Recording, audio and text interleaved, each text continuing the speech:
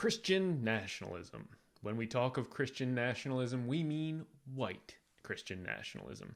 So what is the relationship between white supremacy and Christian nationalism? We're going to get into it. I'm Andrew Seidel, a constitutional attorney, and I wrote this book, The Founding Myth Why Christian Nationalism is Un-American. So I know a thing or two about Christian nationalism.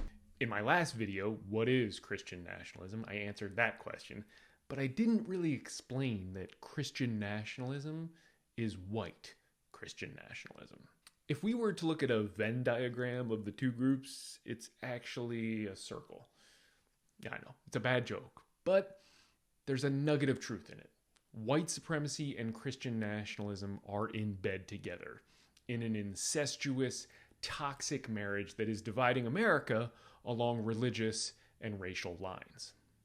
There are a lot of good resources on what we're talking about. You can check the video notes for more. Professor Anthea Butler has a book coming out in a few months, White Evangelical Racism, The Politics of Morality in America.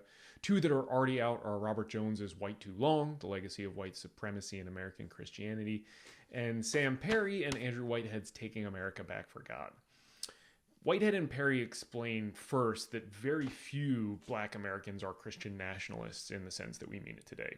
Their understanding of what a Christian nation is just different. And second, they explain that Christian nationalists hold some distinctly racist and xenophobic views on, for instance, police brutality. Christian nationalists are more likely to believe that police treat blacks the same as whites and that police shoot blacks more often because blacks are more violent than whites. Obviously not true. And none of this is new. America's Christian heritage is a racist one.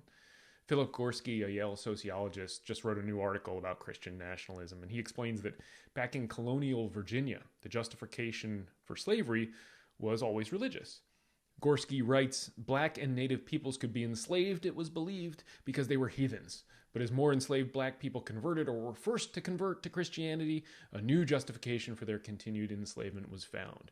The emerging concept of race, which was still understood in theological terms as a divine curse on the Black race. Now look, I know what you're thinking. Those aren't real Christians.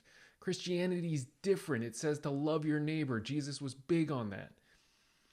That's how many Christians understand the message now, but not at the time, and not for most of Christianity's history. Your neighbor to Jesus meant your fellow believer, people who accepted him as the Savior. I also cover a lot of this in The Founding Myth if you want to learn more.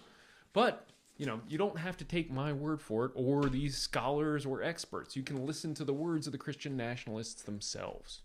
In 2017, Ilya Calderon, a Black Hispanic journalist at Univision, interviewed a KKK leader who Calderon asked, "Are you a hate group? How do you define yourselves?" And the response was unequivocal. Are you a hate group? No. How did you define yourself? We define ourselves as a I don't Christian hate group. anyone. Yeah, I don't hate anyone.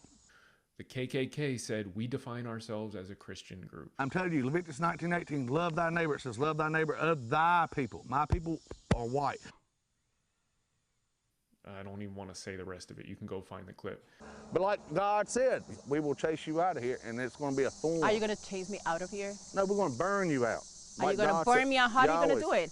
How are you going to do it with 11 million immigrants? Don't matter. Hey, we What are killed you gonna 6 do? million Jews the last time.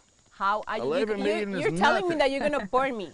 The KKK is a Christian organization. The Klan burned crosses as a symbol of sacrifice and service, a sign of the Christian religion sanctified and made holy nearly 19 centuries ago by the suffering and blood of 50 million martyrs who died in the most holy faith. That's Bob Jones, who said that, his university. We'll get more to him in a minute. Look, that sounds awful now, and it is. But this is how people interpreted the Bible for 2 millennia. The idea that racial equality is inherent in Jesus' words is new. And even during the civil rights movement, you could find the opposite preached pretty regularly and pretty heavily. I write about this. I write about the Sunday after the Supreme Court decided Brown versus Board of Education. Integrating the nation's schools was a topic for sermons. Reverend Carey Daniel of the First Baptist Church of West Dallas delivered a sermon titled God, the Original Segregationist. He published it in a pamphlet form and it sold over 1 million copies. Another Mississippi Presbyterian minister, Guy Gillespie, published A Christian View on Segregation. It was as influential and as widely distributed, made the same arguments, again, drawing on the Bible for support for segregation. And Bob Jones, the evangelist and founder of the eponymous religious school, Bob Jones University, infamously declared that segregation was scriptural in a 1960 Eastern sermon. He said, if you are against segregation and racial separation, then you are against God. It sounds awful, and it is. But look, remember what this is about, what religion is about. It is about us and them, creating in-groups and out-groups. So the chosen few are saved and the rest are damned. Christianity was not, for a very long time, about universality. It was about us and them. That's why people who don't believe in it are tortured forever in hell. And look, I appreciate the modern and moderate strains of Christianity that think neighbor means your fellow human being. That is better. But then most Christians are better than Christianity, and certainly better than their Bible. I wish that were the prevalent view, but the bigots have the better biblical argument.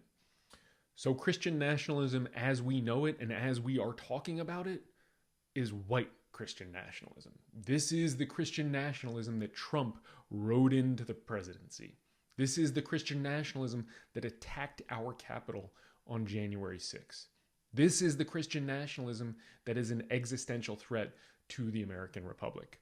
White Christian nationalism. For more on that argument and that history, please pick up a copy of The Founding Myth and tell me in the comments what you'd like me to cover in the next video.